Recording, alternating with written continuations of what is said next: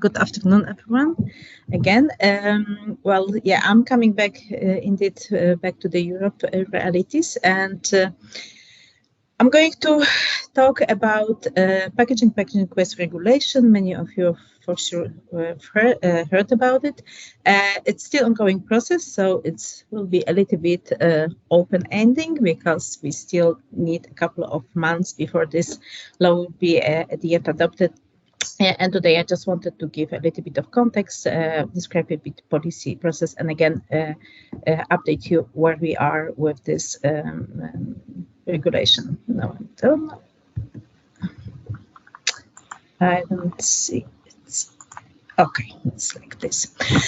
So just extremely briefly, Zero Waste Europe is a European network of experts, organizations that are working together to eliminate waste in our society, and we support NGOs, local groups, and communities.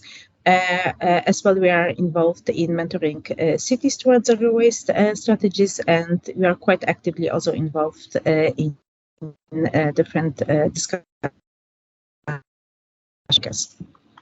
And of course, when you talk about elimination of waste, the ideal way to do so is simply follow waste hierarchy that we already have in the EU, which was introduced with EU Waste Framework Directive quite some time ago.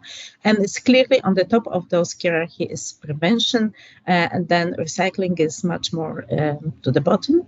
And then, you will see also on the right side of the screen that the Zero Waste Europe also a little bit went more into detail to explain what this prevention can mean. So basically, it's the famous R, refuse, rethink, redesign, reduce, and reuse. And then indeed, at some point when those options are exploited, then we should go to more like a waste management, recycling, composting, etc. And that's what Justin also mentioned. Of course, globally, we have the problem with the plastic waste, and definitely in Europe, we have this problem since a while.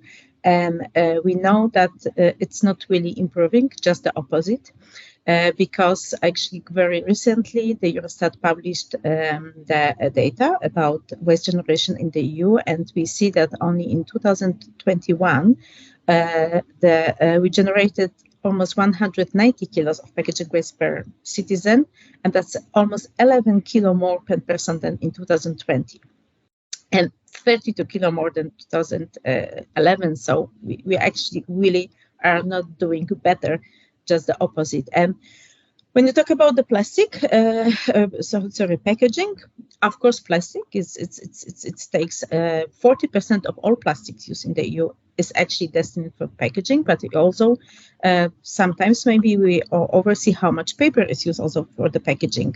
Packaging accounts for almost 40% of municipal solid waste. A lot of those plastic food and drink packaging is used for the packaging. And around 5% of plastic food packaging is only currently recycled in the closed loop. And that's mainly, we talk here about the beverage bottles. And with all those increased generation of waste, we also clearly see that the recycling is not really following up. More or less is actually stagnated in the last decade, approaching maximum like 40% of what we produce. And it's very important, of course, when we talk about packaging waste law, it's important to know that this revision that is taking place now is also should include certain recommendations and actions that are coming with what has been developed in the policy agenda in the last years. So in 2018, we have since 2018 the European Plastic Strategy, which clearly say that all plastic packaging placed in the market should be reusable or should be recycled. It mentioned also actually the removal of substances that are hampering those processes. In 2019, the Single-Use Plastic Directive has been adopted. And again, that's for the first time we have restrictions for certain single-use plastic products, including also food and beverage containers, cups for beverage. And there is also, when we have the recycled content, obligatory recycled content, PET beverage bottles. 2020, we have a new circular economy action plan. We also have from farm to fork strategy, and we have the chemical strategy for sustainability, and they all together ask for reducing the complexity of packaging material, increased safe recycling, and also addressing the non-toxic material sites. And then last year, so in 30th of November, so soon we will celebrate 1 year actually, this this is the regulation about recycling of plastic into the articles coming into the articles in contact with food. So that was already 1 year, but this when it's adopted, but still the implementation is, let's say, on the very beginning. And this at the end of this is not really appearing, but on the in November last year, European Commission proposed the new packaging waste regulation. And of course, there is also quite some voices that we should also allow more voluntary action to improve the situation when it comes to packaging waste. But when we go a bit more into the analysis, we see that they are not really working as we wish to. Last year, Deutsche Welle actually produced really very nice analysis of different commitments made by European food and beverage companies, and came to the conclusion that 2/3 of the pledges actually has been dropped. And we know also from Ellen MacArthur Foundation, which this year published the results of the progress report on the global commitment, which we know that actually involves many different food packaging companies, that yes, moving from single use to water reuse is very little progress. It's just a bit 1%. We actually do not see decrease of the use of virgin plastic packaging, just the opposite. And the foundation makes the conclusion that data and learning from the past 5 years show that we really need the robust policy action to together with ambitious voluntary action to see meaningful changes. Well, it's not changing as. So then, now the regulatory background of the packaging waste law. We have the directive since 94. Soon it will be 20 years. But since then, actually, this directive has been reviewed a few times, mainly focused on waste management and recycling. And now, for the first time, the Commission proposal for revision of the packaging legislation put forward prevention and reuse measurements. And that's really important because, as I hope I could convince you from the previous slides, we are really not making the progress. So basically, since 2020, there was 2.5 years of different period of assessment involving a different, really broad number of stakeholders and consultation. Commission published the final proposal 1 year ago. And when you look inside, well, first important change that a Commission proposed to switch from directive to the regulation. And this is important because that means that this will imply directly to national level, will be adopted.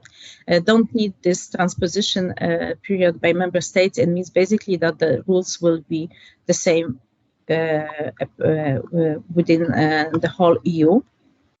And the main objectives, so indeed prevent waste generation, promote reuse and refill, reduce excessive and unnecessary packaging, and improve recyclability. Also, this important part, the recycling is, of course, also important, and increase recycled content, as we need also to reduce the resources.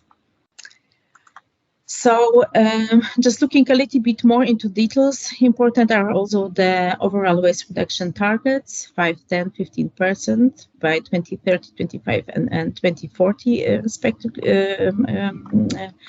and then set the rules to refill a criteria for the system for reuse. So this is really the first time when you see the targets to increase the reusable packaging. Recycled content targets. There is also some Commission proposed on dedicated label of reusable packaging using this what is called digital data carrier to provide information on packaging. Commission proposed also the bans on certain single-use packaging, and there is also a part that is introducing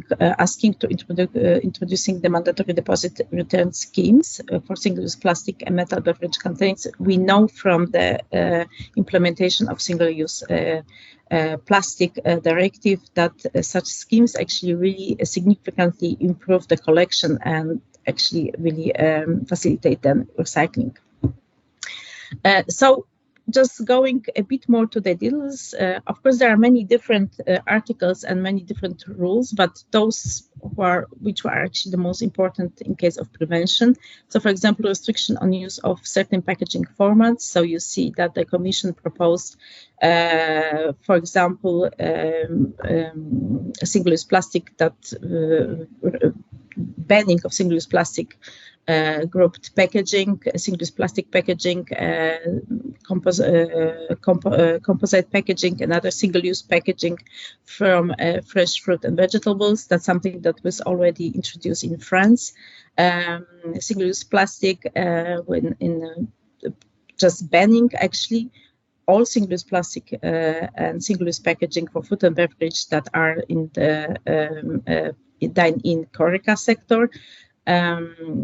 Those all very, very known very small packaging for different sauces, coffee creamers, and then also the packaging used, for example, in hotels, cosmetic hygiene and toiletry products. I already mentioned the first time actually really clear and ambitious target for reuse in takeaway, in beverage and transport. So starting with 2030, but if you look, the Commission really proposed quite high, shifting to quite high percentage of those reusable packaging by 2040.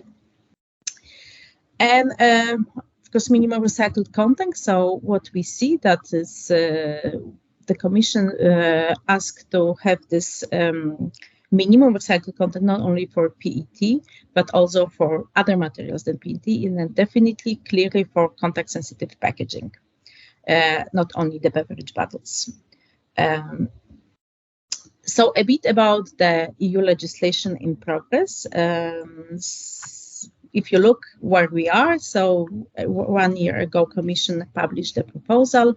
We already went through all the process, and last week, actually, the European Parliament voted for the proposal, and now we are soon will be entering the so-called trilogue phase. So when the European Council will also join the negotiations, and after that, hopefully before the end of this current legislative term, so around April of May next year, the proposal will be adopted.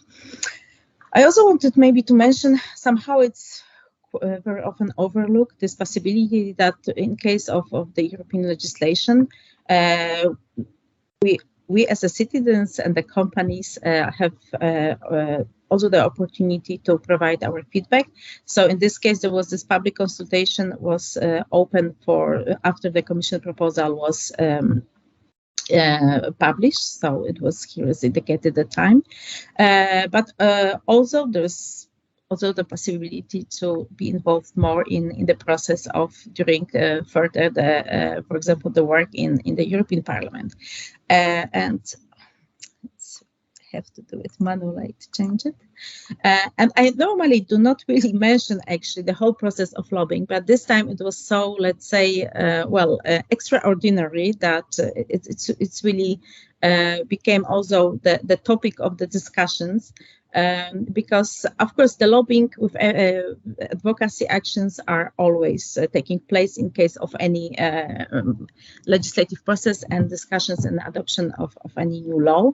But what we notice here is that yes, this process was extremely, let's say, intense, and for some was even by some MEPs has been even assessed as a little bit too aggressive. So during the whole process, we know that mainly that's the paper packaging.